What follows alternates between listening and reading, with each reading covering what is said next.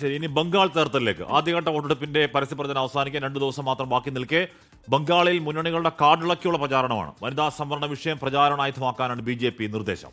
അതേസമയം വോട്ടർ പട്ടിക ക്രമക്കേടും കേന്ദ്ര ഏജൻസികളുടെ ദുരുപയോഗവും ആയുധമാക്കിയാണ് തൃണമൂൽ കോൺഗ്രസിന്റെ പ്രചാരണം. അച്യുതൻ വീണ്ടും ഡൽഹിയിൽ നിന്ന് ചേരുന്നു.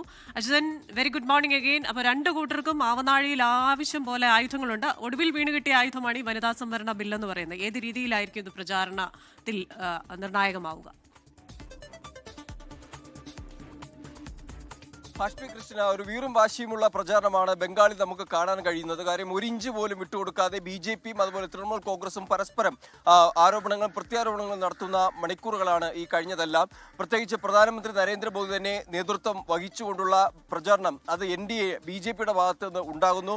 BJPയുടെ ആഭ്യന്തര സർവേ പോലും പ്രവചിച്ചത് അവർക്കൊരു മേൽക്കൈ ഇത്തവണത്തെ തെരഞ്ഞെടുപ്പിൽ ഉണ്ടാകും എന്നുള്ളത് തന്നെയാണ്. അതുകൊണ്ട് അത് മുൻകൂട്ടി കണ്ടുകൊണ്ടുള്ള പ്രചാരണം അത് താഴെത്തട്ടിൽ നിന്ന് തന്നെ BJP മാസങ്ങൾ മുൻപ് ആരംഭിച്ചിരുന്നു. അങ്ങനെ അത് മുന്നോട്ട് പോവുകയാണ്.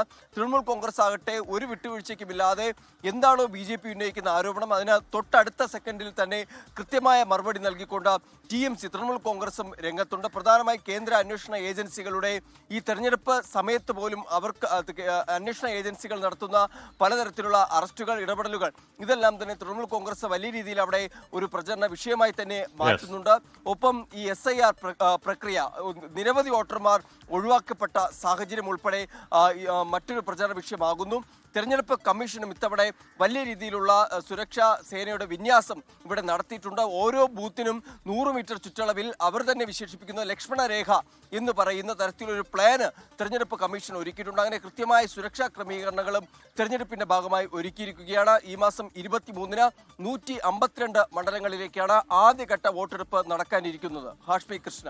ഓക്കെ, അച്യുതനാണ് വാർത്തയുടെ വിവരങ്ങൾ നൽകിയത്. അവസാന ദിവസങ്ങൾ തമിഴ്നാട്ടിലും ബംഗാളിലും അവസാന ദിവസങ്ങളിലെ പ്രചരണത്തിലേക്ക് ഈ വനിതാ സംവരണ ബില്ല്, മണ്ഡല പുനർനിർണയമായിരുന്നു ലക്ഷ്യം തുടങ്ങിയ രൂക്ഷമായ വാക്പോരം അങ്ങോട്ടും ഇങ്ങോട്ടും തുടങ്ങും എന്ന കാര്യത്തിൽ തർക്കം വേണ്ട.